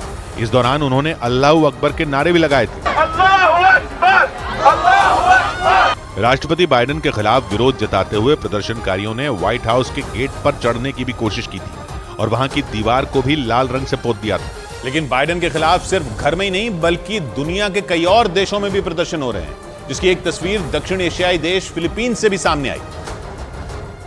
क्योंकि बाइडेन इजरायल और हमास के बीच जारी जंग की शुरुआत से ही इजरायल की मदद कर रहे हैं। ऐसे में फिलीपींस के लोग बाइडेन के खिलाफ सड़कों पर उतर आए और अमेरिकी दूतावास के बाहर प्रदर्शन करने लगे। इस दौरान पुलिस ने उन्हें रोकने की कोशिश की, लेकिन प्रदर्शनकारी रुके नहीं बल्कि और भड़क गए, जिसके बाद पुलिस और प्रदर्शनकारियों के बीच जोरदार भिड़ंत हो गई और धक्का मुक्की होने लगी, जिसकी वजह से वहां हालात बेकाबू हो गए। ऐसे में पुलिस ने कई प्रदर्शनकारियों को हिरासत में ले लिया। प्रदर्शनकारियों का कहना है कि गाजा में जारी इजरायल के ताबड़तोड़ हमलों को रोकने के लिए बाइडेन को नेतन्याहू पर दबाव बनाना चाहिए। लेकिन अमेरिका जंग की शुरुआत से ही इजरायल के साथ खड़ा है और हमास का खात्मा करने के लिए इजरायल को अपने सबसे घातक हथियार भी दे रहा है। और उन्हीं हथियारों के दम पर इजरायल की फौज गाजा में आतंक मचा रही, जिसकी वजह से दुनिया भर में बाइडेन का विरोध हो रहा है। क्योंकि इजरायल के हमलों के विरोध के बाद भी अमेरिका इजरायल को सैन्य मदद देने से पीछे नहीं हटा, बल्कि उसने अपने सबसे घातक हथियार और टैंक भी इजरायल को दे दिए, जिनकी मदद से इजरायल ने गाजा में ग्राउंड ऑपरेशन तेज कर दिया। इतना ही नहीं, बाइडेन ने पहले इजरायल की सीज फायर न करने की बात का भी समर्थन किया था, लेकिन जब बाइडेन पर अरब देशों का दबाव बढ़ने लगा तो उन्होंने अपने सुर बदल लिए और नेतन्याहू से गाजा में सीज फायर की मांग करने लगे। लेकिन हमास का अंत करने की ठान चुके नेतन्याहू ने अमेरिका की मांग को ठुकरा दिया और गाजा पर इजरायल के हमलों की निंदा करने पर कनाडा के प्रधानमंत्री जस्टिन ट्रूडो से नेतन्याहू बढ़ गए, क्योंकि जस्टिन ट्रूडो ने इजरायल से गाजा में हमले रोकने की अपील कर दी और इसीलिए नेतन्याहू जस्टिन ट्रूडो पर आग बबूला हो गए। नेतन्याहू ने साफ कह दिया कि उन्हें जस्टिन ट्रूडो की राय की जरूरत नहीं है और गाजा में उनकी सेना क्या कर रही है उन्हें अच्छे तरीके से पता है। कनाडा के प्रधानमंत्री जस्टिन ट्रूडो ने गाजा में इजरायल के हमलों की निंदा करते हुए हमलों को बंद करने की अपील की। उन्होंने दावा किया कि गाजा में निर्दोष लोगों की जान जा रही, killing of women and children, of babies. लेकिन जैसे ही जस्टिन ट्रूडो ने इजरायल को निशाने पर लेने की कोशिश की, नेतन्याहू ने उन्हें आड़े हाथ लिया। नेतन्याहू ने साफ कह दिया कि उनके निशाने पर सिर्फ और सिर्फ हमास है। उन्होंने जस्टिन ट्रूडो को 7 अक्टूबर को इजरायल पर हुए हमलों की भी याद दिलाई और कह दिया कि इस जंग के लिए हमास को जिम्मेदार ठहराया जाना चाहिए, न कि इजरायल को। बड़ी खबर आई हमास के 7 अक्टूबर के हमले की फंडिंग पर। इजराइल की सुरक्षा एजेंसियों का दावा है कि 7 अक्टूबर के हमास के हमले की फंडिंग क्रिप्टो करेंसी के जरिए की गई थी। यानी क्रिप्टो करेंसी ही 7 अक्टूबर को इजराइल पर हुए सबसे बड़े हमले की वजह बनी। दावा किया जा रहा है कि हमास के मददगारों ने क्रिप्टो करेंसी के जरिए ही उस तक पैसा पहुंचाया, जिसका इस्तेमाल इतने बड़े हमले को अंजाम देने के लिए किया गया। हालांकि यह रकम हमास के लड़ाकों तक किसने पहुंचाई ये अब तक साफ नहीं है, लेकिन इजराइल का आरोप है कि यह रकम हमास तक ईरान ने ही पहुंचाई। इजराइल की सुरक्षा एजेंसियां लंबे वक्त से इस हमले की फंडिंग की जांच में लगी हैं, जिन्होंने अब जाकर क्रिप्टो करेंसी को इस हमले की वजह माना और दावा किया कि क्रिप्टो करेंसी के जरिए हमास के लड़ाकों तक फंडिंग पहुंचाई गई। क्रिप्टो करेंसी एक ऐसी करेंसी है जिसका लेन देन इंटरनेट के जरिए होता है। दुनिया के किसी भी कोने में एक पल में बड़ी से बड़ी रकम पहुंचाई जा सकती है, जिसके लिए न किसी बैंक खाते की जरूरत पड़ती है और न ही किसी पहचान की। न रकम देने वाले का ठिकाना पता चलता है और न ही पैसा पाने वाले का। लेन देन का ये तरीका आतंकी संगठनों के लिए एकदम फिट है और 7 अक्टूबर को हुए हमले में फंडिंग के लिए इसी तरीके के इस्तेमाल की खबर इजराइल को मिली है। अब इजराइल की सुरक्षा एजेंसियां इसकी तह तक जाने की कोशिश में लगी हैं, ताकि हमास के मददगारों का सुराग खोजा जा सके।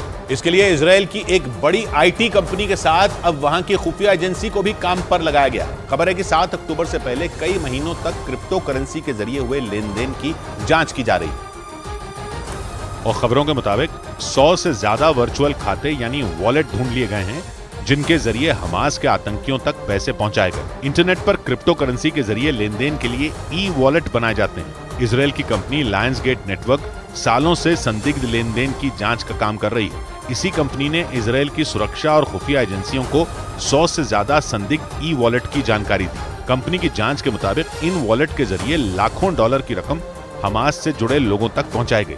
अब ये पता लगाने की कोशिश की जा रही है कि इन ई वॉलेट को चलाने वाले लोग हैं कौन, और यही पता लगाने के लिए अब लायंसगेट नेटवर्क के साथ मोसाद और शिनबेट के अधिकारियों की टीमों को भी लगाए जाने की खबर है। और इस स्पेशल यूनिट की नजर ईरान की सरकार से जुड़े लोगों पर है, क्योंकि इजराइल की जांच एजेंसियों का मानना है कि अगर ईरान की सरकार से जुड़े ई वॉलेट की जानकारी मिल गई तो हमास तक पहुंचने वाली फंडिंग का राज भी खुल जाएगा। क्योंकि माना जा रहा है कि ईरान ने क्रिप्टो करेंसी के जरिए पैसों के लेन देन का ऐसा जाल बनाया हुआ है जिसे समझना बेहद मुश्किल है। दावा यह है कि ईरान सिर्फ हमास को ही फंडिंग नहीं देता, बल्कि कई ऐसे चरमपंथी संगठन हैं जिनकी अर्थव्यवस्था को ईरान ही संभाल रहा है। इन संगठनों में हिजबुल्लाह भी शामिल है, जो लेबनान की धरती से इजराइल की टेंशन बढ़ा रहा है। 2019 के बाद से ही ईरान सख्त आर्थिक प्रतिबंधों का सामना भी कर रहा है। अमेरिका के लगाए उन प्रतिबंधों से बचने के लिए भी ईरान क्रिप्टो करेंसी का बड़े पैमाने पर इस्तेमाल कर रहा है। माना तो यहाँ तक जाता है कि इंटरनेट पर क्रिप्टो करेंसी के जरिए ईरान एक समानांतर अर्थव्यवस्था चला रहा है, जिसके जरिए वो न सिर्फ अपनी अर्थव्यवस्था को संभाल रहा है बल्कि अपने सहयोगियों की भी खुलकर मदद कर रहा है।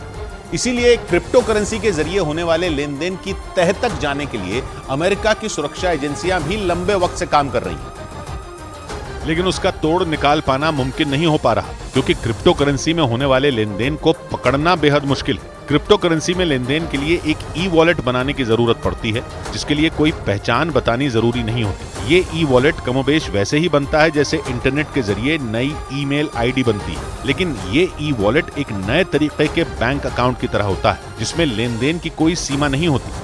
आमतौर पर लेन देन की रकम बड़ी होने पर या फिर नाम संदिग्ध होने पर ही कोई वॉलेट जांच एजेंसियों की नजर में आते हैं, लेकिन एक बार लेन देन पूरा होते ही जांच एजेंसियों के लिए उसे पकड़ना मुमकिन नहीं होता। इसीलिए जांच एजेंसियां पहले से संदिग्ध वॉलेट की पहचान करके रखती हैं, ताकि ऐसे किसी वॉलेट में कोई लेन देन होते ही सुरक्षा एजेंसियां सतर्क हो जाएं और फौरन उस कंप्यूटर तक पहुंचा जा सके जिससे लेन देन किया गया है।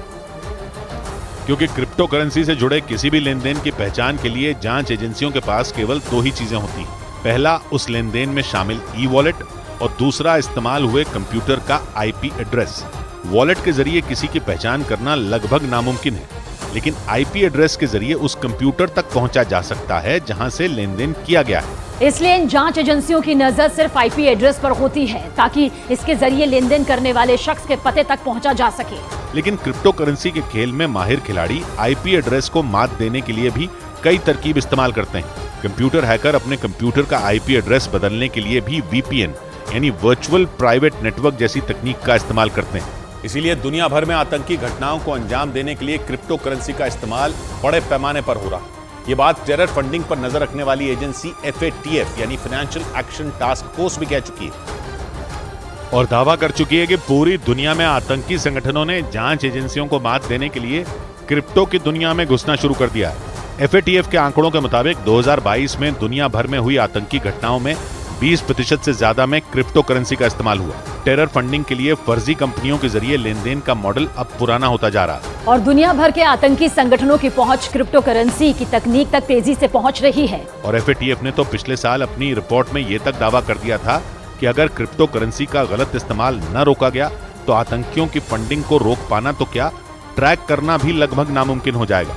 इजराइल में 7 अक्टूबर को हुए हमले के पीछे भी क्रिप्टो करेंसी को बड़ी वजह माना जा रहा है और FATF की उसी चेतावनी से जोड़कर देखा जा रहा है।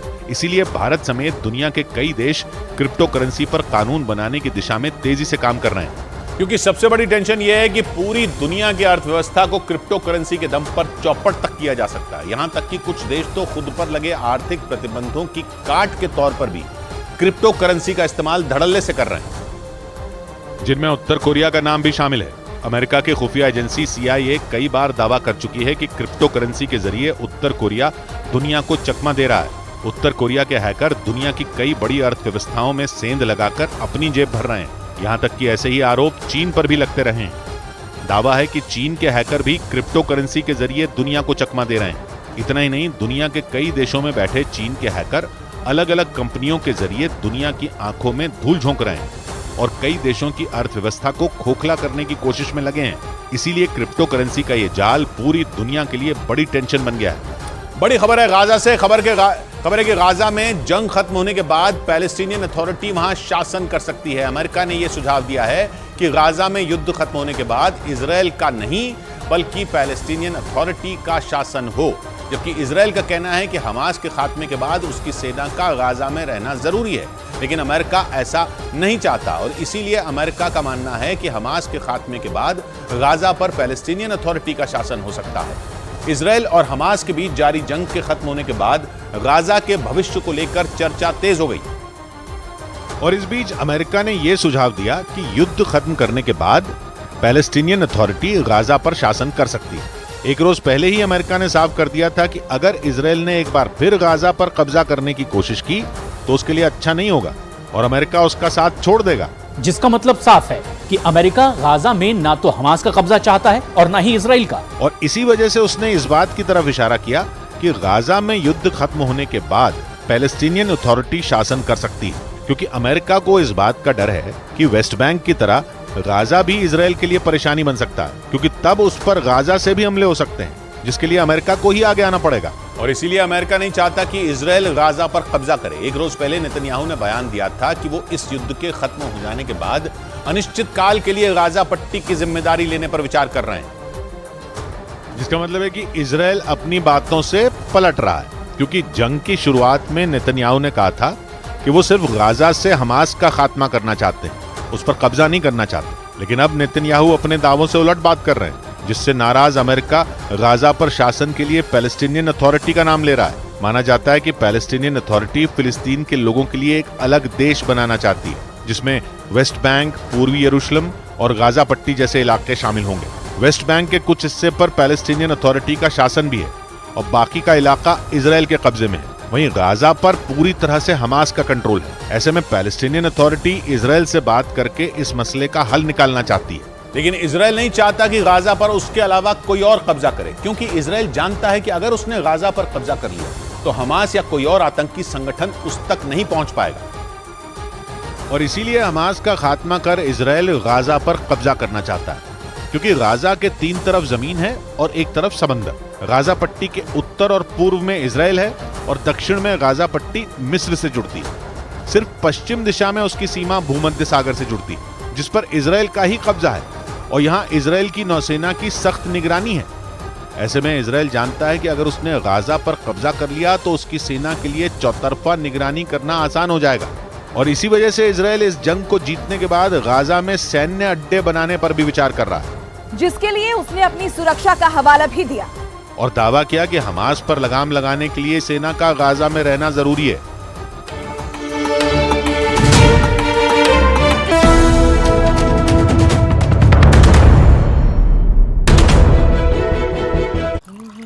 माँ, डेडलाइन तो मेरी है, तुम क्यों उठ गई इतनी जल्दी? मैं नहीं कर पाऊंगी ये सब अपने बच्चों के लिए। पहले ना मैं भी यही कहती थी। प्यार से चाय बनाते, प्यार से रिश्ते निभाते। वाघ बकरी चाय हमेशा रिश्ते बनाए। ये नया इंडिया, नए नजरिए का इंडिया, जहां लोगों का नंबर 1 भरोसा बनता है वो जो उनके मुद्दे, उनकी आवाज निडर होकर उठाता है। लोगों की नंबर 1 पसंद बनता है वो जो सिर्फ रफ्तार नहीं जिम्मेदारी पर भी विश्वास रखता है। देश का नंबर 1 न्यूज चैनल बनता है वो जो देश हित और जनहित दोनों को सर्वोपरि समझता है। न्यूज़ 18 इंडिया, नए इंडिया का नया नंबर 1 न्यूज चैनल। मैंने फैन से पूछा था कि कौन से वेलनेस ड्रिंक की रेसिपी जानना चाहेंगे एंड दे चोज मसाला चाय। हमें इनकी कोई जरूरत नहीं है, मैं सारे इंग्रेडिएंट्स यहाँ हैं। 7 मसालों की गुड लिस्ट जो बढ़ाए आपकी वेलनेस। परफेक्ट मसाला चाय कोई भी बना पाए। वाघ बकरी स्पाइस टी।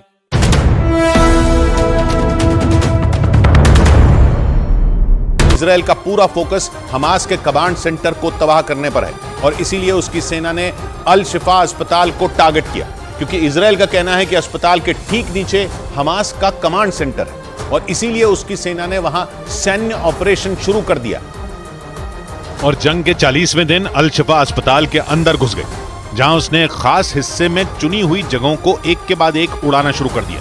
इजराइल की सेना ने अल शिफा अस्पताल में उसके ग्राउंड ऑपरेशन का वीडियो भी जारी किया, जिसमें गाजा के सबसे बड़े अस्पताल में धुआंधार जंग होती नजर आई, क्योंकि इजराइल की सेना ने पहले ही टारगेट चुन रखे थे और अल शिफा अस्पताल में घुसते ही उसने उन्हें निशाना बनाना शुरू किया।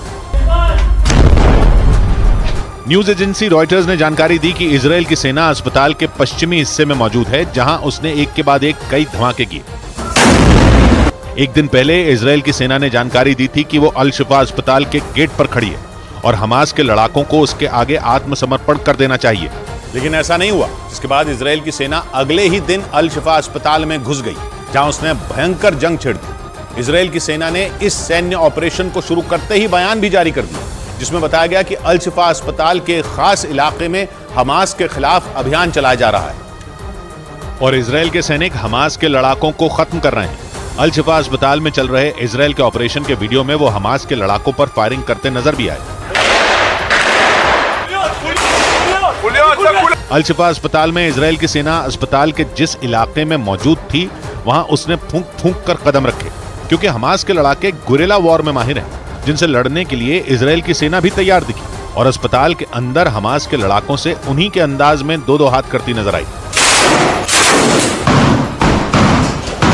इजराइल की सेना ने गाजा में अपने सबसे बड़े ग्राउंड ऑपरेशन से जुड़ी जानकारी भी साझा की और बयान जारी किया कि इजराइल की सेना ने यह ऑपरेशन हमास को हराने और बंधकों को छुड़ाने के लिए चलाया, जिसमें इस बात का ख्याल रखा गया कि अस्पताल में मौजूद आम लोगों को चोट ना पहुंचे, क्योंकि उसकी जंग हमास से है, गाजा के आम लोगों से नहीं। जिसके लिए इजराइल की सेना ने अल शिफा अस्पताल के अंदर ऐसे सैनिक भेजे जो दवाओं और अरबी भाषा के बारे में जानते हैं, जिससे इजराइल के सैनिक जंग के दौरान आम लोगों की मदद कर सकें। क्योंकि इजराइल का दावा है कि हमास के लड़ाकों ने अस्पताल में मौजूद लोगों को ह्यूमन शील्ड की तरह इस्तेमाल किया और अल शिफा अस्पताल में चल रही भयंकर जंग के दौरान भी वो ऐसा कर सकते हैं, जिसकी वजह से इजराइल की सेना ने सावधानी बरती और ऐसे सैनिक अस्पताल के अंदर भेजे जो आम लोगों की मदद कर सकें, क्योंकि इजराइल के ये सैनिक अरबी भाषा में बातचीत कर सकते हैं, जिसकी वजह से उन्हें अस्पताल के अंदर आम लोगों की मदद करने में आसानी हो सकती है। क्योंकि फिलिस्तीन की सरकार का कहना है कि अल शिफा अस्पताल के अंदर 2000 से ज्यादा लोग मौजूद हैं, जिनमें सैकड़ों बच्चे भी शामिल हैं, जिनकी वजह से हमास और फिलिस्तीन की सरकार ने इजराइल के अल शिफा अस्पताल में किए गए सैन्य ऑपरेशन को गलत ठहराना शुरू कर दिया। हमास तो पहले ही अस्पतालों पर इजराइल के हमलों पर सवाल उठा रहा है और अल शिफा तो गाजा का सबसे बड़ा अस्पताल है, या यूं कहें कि वो गाजा की लाइफलाइन है। लेकिन गाजा की वही लाइफलाइन इजराइल के हमलों की वजह से खतरे में पड़ गई। हमास तो अल शिफा अस्पताल में इजराइल की सेना के घुसते ही तिलमिला उठा। मुस्तशफा अल-शिफा كأنه إنجاز مراهقة سياسية। हमास ने दावा किया कि इजराइल के हमलों की वजह से गाजा के 35 में 25 अस्पताल बर्बाद हो चुके हैं और फिलहाल वहां केवल 10 अस्पतालों में काम हो पा रहा है, वो भी जैसे तैसे। अल शिफा अस्पताल की हालत तो इतनी खराब है कि वो अंधेरे में डूब चुका है, जहां डॉक्टरों को काम चलाऊ रोशनी से लोगों का इलाज करना पड़ रहा है। शिफा अस्पताल में हमास के लड़ाकों और इजराइल की फौज के बीच भयंकर जंग छिड़ने की खबर आई।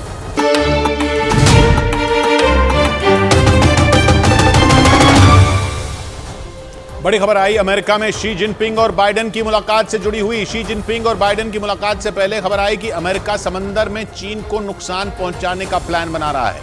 यह दावा अमेरिकी वायुसेना के एक बड़े अधिकारी ने किया और ऐसे समय में यह बयान दिया जब शी जिनपिंग और बाइडेन की मुलाकात होने वाली है। इस मुलाकात से पहले बाइडेन का भी बयान आया जिसमें उन्होंने कहा कि शी जिनपिंग के नेतृत्व में चीन में समस्याएं बढ़ गई हैं। इसका मतलब यह हुआ कि शी जिनपिंग और बाइडेन की मुलाकात से पहले ही रंग में भंग पड़ सकता है, क्योंकि खबर आई कि अमेरिका ने इंडो पैसिफिक रीजन में चीन के जंगी जहाजों को निशाना बनाने का प्लान बनाया है। यह दावा अमेरिकी वायुसेना के एक बड़े अधिकारी ने किया। और बाइडेन और शी जिनपिंग की मुलाकात से पहले ऐसा बम फोड़ दिया जिससे रंग में भंग पड़ सकता है, क्योंकि अमेरिकी वायुसेना के एक बड़े अधिकारी ने दावा किया कि इंडो पैसिफिक रीजन में अमेरिका एक मिशन लॉन्च करने वाला है जिसमें वो चीन के जहाजों को डुबोने की अपनी ताकत पर काम करेगा, क्योंकि इंडो पैसिफिक रीजन में चीन के जंगी जहाज अमेरिकी वायुसेना के लिए खतरा बन गए, जिनसे निपटने के लिए अमेरिका ने खतरनाक प्लान पर काम करना शुरू कर दिया है। क्योंकि ताइवान का साथ देने की वजह से अमेरिका के लड़ाकू विमान चीन के निशाने पर हैं और जैसे ही वो चीन की सीमा के आसपास पहुंचते हैं, चीन के जंगी जहाज सक्रिय हो जाते हैं। यूक्रेन जंग के बाद इस तरह के मामले और बढ़ गए, जिसने अमेरिका की मुश्किल बढ़ा दी। इस पर इजराइल और हमास की जंग ने अमेरिका को और बुरी तरह फंसा दिया, क्योंकि इजराइल का साथ दे रहे अमेरिका का पूरा ध्यान पश्चिम एशिया की जंग की तरफ चला गया। और माना जा रहा है कि इसी का फायदा चीन ने उठाया। उसने पिछले 15 दिन में ताइवान को खौफ से भरने का कोई मौका नहीं छोड़ा। पिछले हफ्ते तो पहली बार चीन ने ताइवान के बेहद करीब अपने खतरनाक टैंक तैनात कर दिए थे। खबर के मुताबिक चीन ने ताइवान के क्यूमोय द्वीप से सिर्फ 10 किलोमीटर की दूरी पर पहली बार अपने ताकतवर टैंकों को तैनात किया था और चीन की इस हरकत ने ताइवान की नींद उड़ा दी थी। माना जा रहा है कि उसकी परेशानी इसलिए भी बढ़ गई क्योंकि अमेरिका इन दिनों यूक्रेन और इजराइल हमास की जंग में उलझा हुआ है। यानी अगर चीन ने ताइवान पर अचानक हमला बोल दिया तो अमेरिका उसे बचाने के लिए तेजी से कदम भी नहीं उठा पाएगा। और माना जा रहा है कि इसी बात का फायदा चीन उठा रहा है। हालांकि अमेरिका भी चीन की इस चाल से बेखबर नहीं है और इसीलिए अमेरिका ने चीन को सबक सिखाने का प्लान बनाया। और उसके इस प्लान के बारे में ठीक उस समय पता चला जब अमेरिका के सैन फ्रांसिस्को में शी जिनपिंग और जो बाइडेन की मुलाकात होने वाली है। लेकिन इस मुलाकात से ठीक पहले अमेरिका और चीन के बीच खटास बढ़ती दिखी, क्योंकि पहले अमेरिका का समंदर में चीन के जंगी जहाज डुबोने का प्लान सामने आया और फिर जो बाइडेन ने ऐसा बयान दिया जिससे शी जिनपिंग नाराज हो सकते हैं, क्योंकि बाइडेन ने बयान दिया कि शी जिनपिंग के नेतृत्व में चीन में समस्याएं बढ़ गई हैं। मतलब अमेरिका ने खुद खेल बिगाड़ने की तैयारी कर ली, वो भी ऐसे समय में जब सैन फ्रांसिस्को में शी जिनपिंग और जो बाइडेन की मुलाकात होने वाली है। और इस मुलाकात पर पूरी दुनिया की नजर टिकी हुई है, क्योंकि ये मुलाकात ऐसे माहौल में होने वाली है जब दुनिया में दो बड़े युद्ध हो रहे हैं और दोनों ही युद्धों में अमेरिका और चीन आमने सामने खड़े दिख रहे हैं। और इसी वजह से दोनों देशों के बीच तनाव है, क्योंकि यूक्रेन जंग और इजराइल के युद्ध को विश्व युद्ध की आहट माना जा रहा है और इसी आहट के बीच बाइडेन और शी जिनपिंग की मुलाकात होगी। ये मुलाकात अमेरिका के सैन फ्रांसिस्को में होने वाली है, जहां एशिया और प्रशांत महासागर के क्षेत्र में व्यापार से जुड़ी एपेक समिट होने वाली है, जिसमें शामिल होने के लिए शी जिनपिंग अमेरिका पहुंच चुके हैं और अपने दौरे पर बाइडेन और अमेरिका के कई बड़े व्यापारियों से मिलने वाले हैं। लेकिन इससे ठीक पहले अमेरिका ने चीन को आंखें दिखानी शुरू कर दी और वो ये जताने लगा कि शी जिनपिंग और बाइडेन की मुलाकात में अमेरिका अपना रुख कड़ा रखेगा, क्योंकि यूक्रेन और हमास के मुद्दे पर चीन ने अमेरिका को परेशान करने का कोई मौका नहीं छोड़ा। और यूक्रेन की जंग में तो चीन सीधे सीधे अपने दोस्त पुतिन के साथ खड़ा दिखा, जिसकी वजह से अमेरिका ने तो यूक्रेन युद्ध के दौरान चीन पर रूस को खतरनाक हथियार सप्लाई करने के आरोप लगा दिए थे।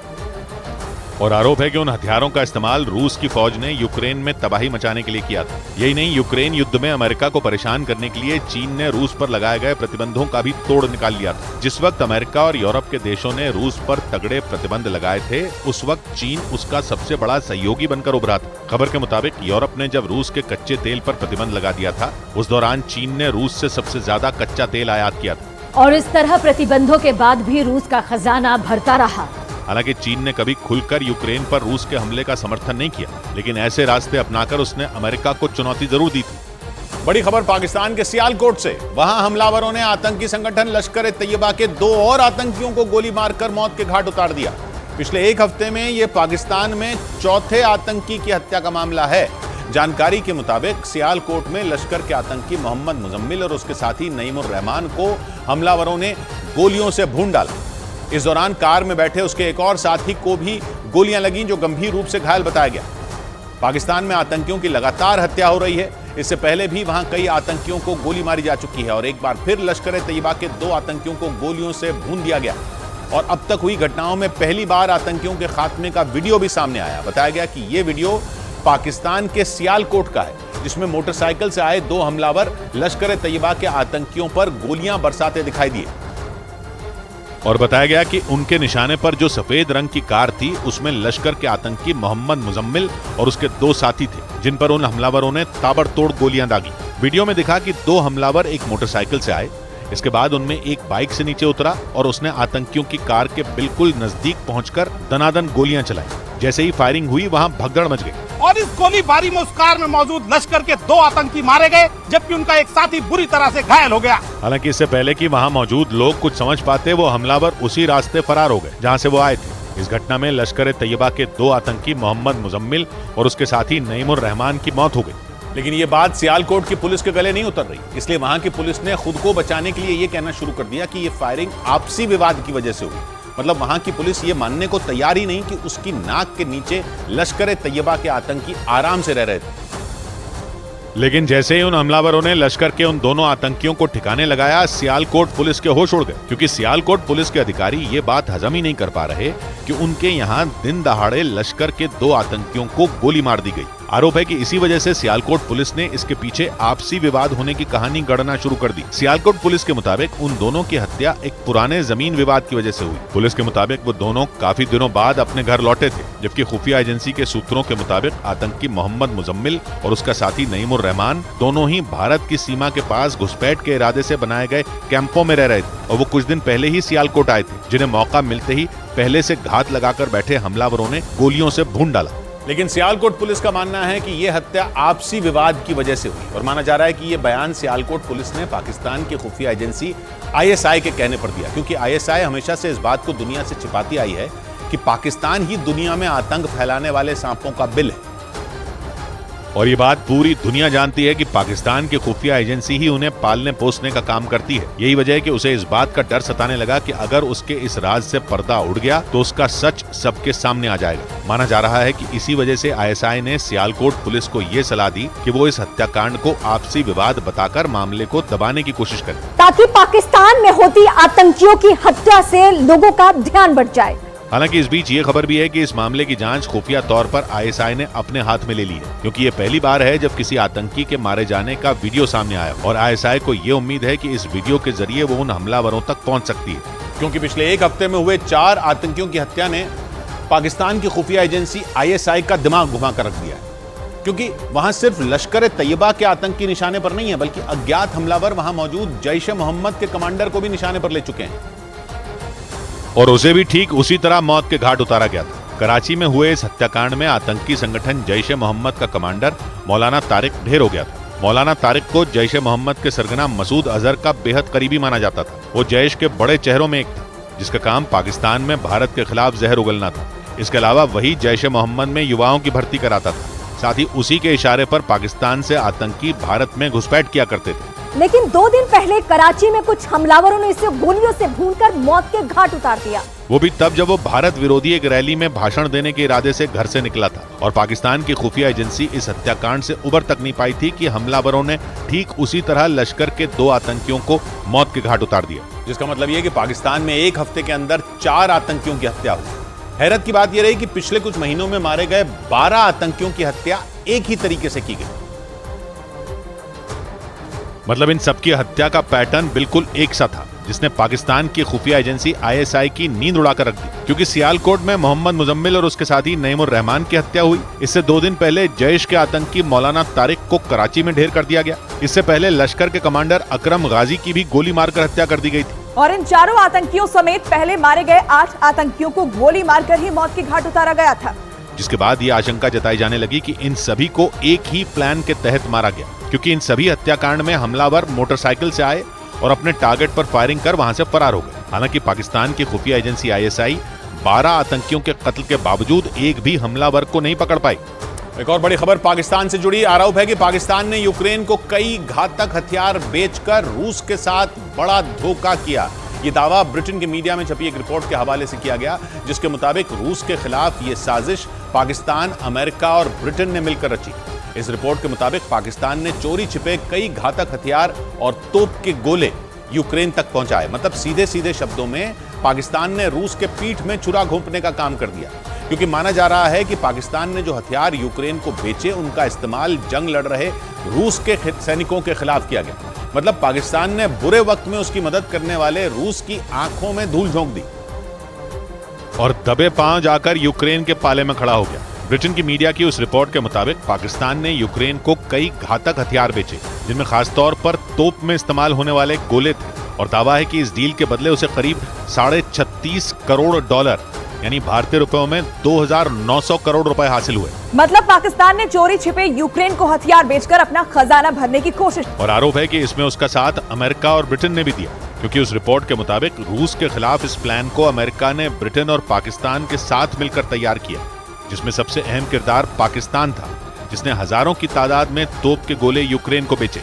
लेकिन आरोप है कि इसमें अमेरिका और ब्रिटेन ने भी उसका बराबरी का साथ दिया, क्योंकि ब्रिटेन की मीडिया में छपी उस रिपोर्ट के मुताबिक इस प्लान का खाका पिछले साल अगस्त में ही खींचा जा चुका था, और तभी से पाकिस्तान ने रूस की आंखों में धूल झोंकना जारी रखा। ब्रिटेन की उस रिपोर्ट के मुताबिक इसके लिए सबसे पहले अमेरिका की हथियार बनाने वाली 2 कंपनियों ने पाकिस्तान से तोप के गोले बनाने का ऑर्डर हासिल किया। इसके बाद पाकिस्तान में मौजूद इन तोप के गोलों को ब्रिटेन के विमान के जरिए साइप्रस और रोमानिया तक पहुंचाया गया। ये दोनों ही देश यूक्रेन के पड़ोसी देश हैं और जंग में उसी का साथ दे रहे हैं। मतलब अमेरिका ने पाकिस्तान के जरिए यूक्रेन तक तोप के गोलों की एक बहुत बड़ी खेप पहुंचा दी, और रूस को इस बात की भनक तक नहीं लगी, क्योंकि वो इस बात से बेखबर था कि वो जिस पाकिस्तान को सहारा देकर उसे डूबने से बचाने में लगा है, वही उसकी पीठ में छुरा घोंपने की तैयारी में है।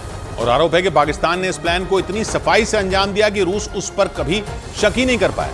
ब्रिटेन की उस रिपोर्ट के मुताबिक पाकिस्तान ने अमेरिका के कहने पर ही उन हथियारों का ऑर्डर दिया, और हथियार बनाने वाली 2 अमेरिकी कंपनियों को 155 मिलीमीटर के तोप के गोले बनाने का ऑर्डर दिया। यही वो गोले हैं जो होवित्जर तोप में इस्तेमाल होते हैं, और अमेरिका ने होवित्जर की बहुत बड़ी खेप जंग की शुरुआत से ही यूक्रेन को दी हुई है, जिनके दम पर यूक्रेन लगातार रूस पर हमले करता रहा है। हालांकि पिछले कुछ महीनों में उसके सामने होवित्जर में इस्तेमाल होने वाले गोलों का संकट खड़ा हो गया था, और आरोप है कि इसी संकट से उबारने के लिए अमेरिका ने पाकिस्तान से पहले इन गोलों का ऑर्डर करवाया, और फिर ब्रिटेन के कार्गो विमान ने उन्हें पाकिस्तान से यूरोप के देश साइप्रस और रोमानिया तक पहुंचाया। दावा तो यह भी है कि रूस की नजर से बचने के लिए ब्रिटेन के उस विमान ने पाकिस्तान के 4 चक्कर लगाए और उन गोलों को यूक्रेन के पड़ोसी देशों तक पहुंचा दिया, जहां से उनका यूक्रेन तक पहुंचना आसान हो गया। बड़ी खबर है उत्तराखंड के उत्तरकाशी में हुए टनल हादसे से जुड़ी। खबर है कि सुरंग में फंसे 40 मजदूरों को बाहर निकालने के लिए अमेरिका से खुदाई करने वाली भारी भरकम मशीन मंगवाई गई है, जिसके जरिए टनल में स्टील के पाइप से एक दूसरी सुरंग बनाने की तैयारी है, ताकि उसकी मदद से मजदूरों को सुरक्षित बाहर निकाला जा सके। उत्तरकाशी जिले में यह हादसा 12 नवंबर को तब हुआ था जब यमुनोत्री धाम को जोड़ने के लिए बनाई जा रही सुरंग का एक हिस्सा अचानक धंस गया था, जिसमें वहां काम करने वाले 40 मजदूर फंस गए थे। इस घटना के बाद एनडीआरएफ और एसडीआरएफ की कई टीमें रेस्क्यू ऑपरेशन में जुटी। सुरंग में फंसे मजदूरों तक पाइप के जरिए ऑक्सीजन और खाना भेजा जा रहा है, ताकि टनल में फंसे मजदूरों को किसी तरह की कोई दिक्कत ना हो। इस बीच सुरंग में फंसे मजदूरों से एसडीआरएफ के एक अधिकारी ने बात की और उन्हें जल्द सुरक्षित बाहर निकालने का भरोसा दिया। पिछले 4 दिन से उस टनल में अलग अलग राज्यों के 40 मजदूर फंसे हैं, जिन्हें सुरक्षित निकालने के लिए एनडीआरएफ और एसडीआरएफ की टीम ने अपनी पूरी ताकत झोंक दी। सुरंग में फंसे मजदूरों तक पाइप के जरिए ऑक्सीजन से लेकर खाना और दवाइयां पहुंचाई जा रही हैं। इस बीच एसडीआरएफ के अधिकारी मणिकांत मिश्रा ने सुरंग में फंसे मजदूरों से बातचीत की। बातचीत का जो वीडियो सामने आया उसमें मणिकांत मिश्रा एक पाइप में कान लगाए दिखाई दिए। इस दौरान उनके हाथ में एक वॉकी टॉकी भी नजर आया। देखकर ऐसा लगा जैसे वो पाइप से आवाज सुनने की कोशिश कर रहे हैं और वॉकी टॉकी से मजदूरों तक अपनी बात पहुंचा रहे हैं। परेशान मत होइए, बहुत लोग बात करेंगे तो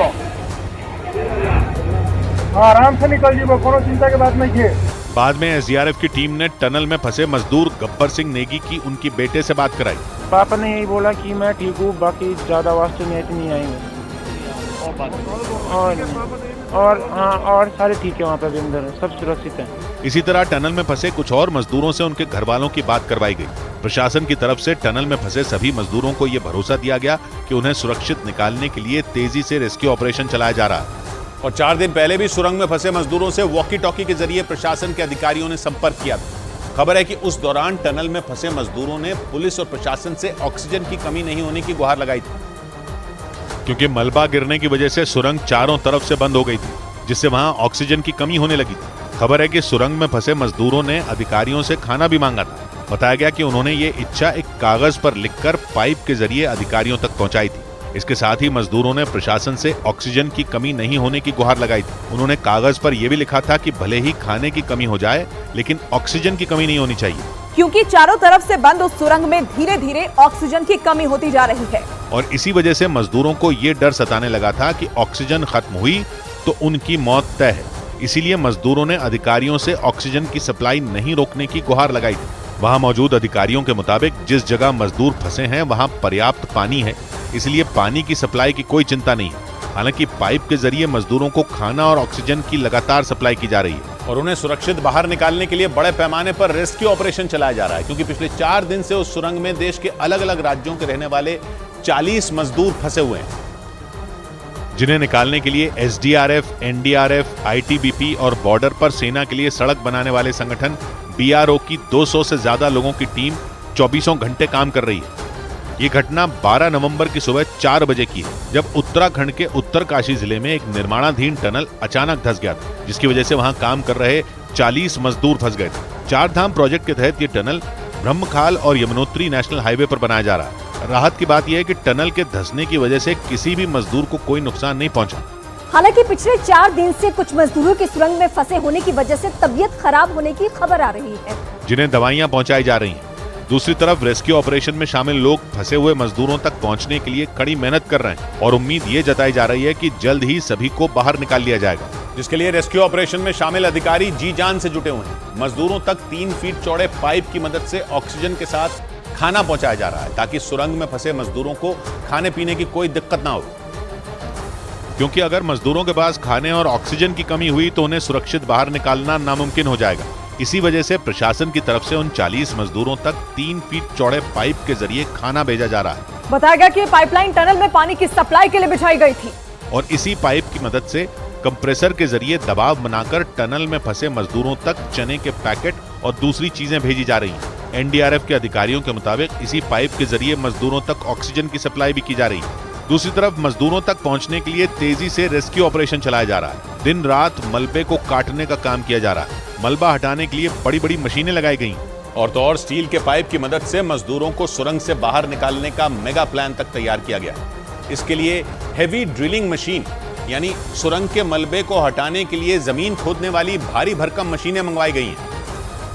हालांकि एक रोज पहले रेस्क्यू टीम ने स्टील पाइप के जरिए मजदूरों को निकालने का काम शुरू किया था। इसके लिए जमीन खोदने वाली एक बड़ी मशीन से 35 इंच चौड़े एक स्टील पाइप को टनल के अंदर डालने की कोशिश की गई। हालांकि इसमें कामयाबी नहीं मिली। इसी वजह से दोबारा जमीन खोदने वाली एक बड़ी मशीन से पाइप को टनल में डालने की तैयारी है। मतलब मजदूरों को बाहर निकालने के लिए एक स्टील की सुरंग बनाई जा रही है। प्लान यह है कि स्टील के पाइप को सुरंग में धकेला जाएगा और फिर उसी के जरिए मजदूर बाहर आ जाएंगे। स्टेट डिजास्टर मैनेजमेंट के मुताबिक टनल के अंदर झारखंड के सबसे ज्यादा 15, उत्तर प्रदेश के 8 और ओडिशा के 5 मजदूर फंसे हुए हैं। इनके अलावा बिहार के 4, पश्चिम बंगाल के 3, उत्तराखंड के 2, असम के 2 और हिमाचल प्रदेश का एक मजदूर भी वहां फंसा है। मजदूरों को निकालने के लिए चलाए जा रहे रेस्क्यू ऑपरेशन पर न सिर्फ राज्य के मुख्यमंत्री पुष्कर सिंह धामी बल्कि प्रधानमंत्री मोदी भी नजर बनाए हुए हैं। लेकिन मजदूरों को सुरंग से सुरक्षित बाहर निकालना इतना भी आसान नहीं है। इसलिए रेस्क्यू ऑपरेशन के लिए अमेरिका से मशीनें मंगवाई गई हैं, क्योंकि एक दिन पहले स्टील पाइप डालने के दौरान सुरंग में एक बार फिर बड़े बड़े पत्थर गिर गए थे,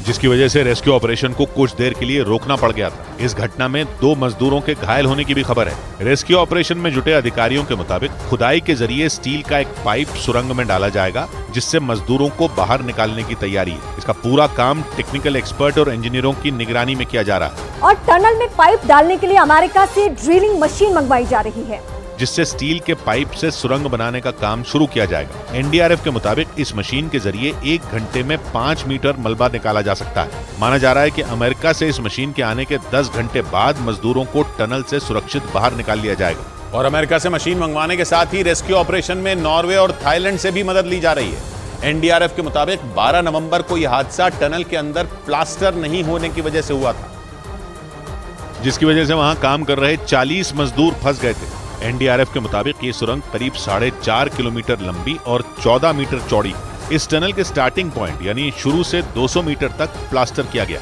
इससे आगे कोई प्लास्टर नहीं था और इसी वजह से यह हादसा हुआ और 60 मीटर का हिस्सा अचानक धंस गया। ये टनल 4 धाम रोड प्रोजेक्ट के तहत बनाया जा रहा है और 850 करोड़ से ज्यादा की लागत से तैयार हो रहा ये टनल हर मौसम में खुला रहेगा, यानी बर्फबारी के दौरान भी इससे लोग आ जा सकेंगे।